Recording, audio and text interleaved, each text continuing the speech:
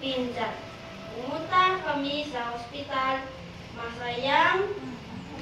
Ay, nalipak. Sige na kuya. Ay, Ako baan ka, Koy? Wala. Sila na nalamig. Sige na kuya. Sige na. Ayan, diba? Nami ang istorya ta kayo na, diba?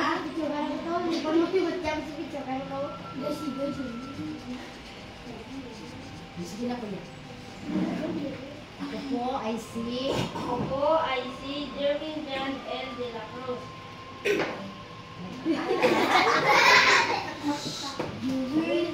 Nag-aaral sa...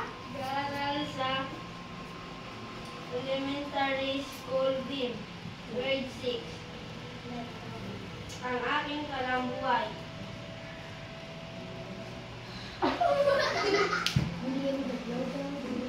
Ang aking pinsan, pumunta kami sa ospital. Masayang-masaya kami dahil nanganak ang aking tita. Sobrang saya ako dahil nakasama ko siya.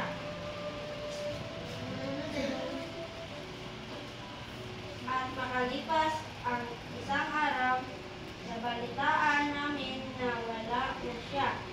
Sobrang lungkot dahil sa kanyang umiyak ako ng umiyak. Pagdating sa bahay, sobrang galit ang tito ko dahil yung anak niya ay namatay na. Okay, salamat.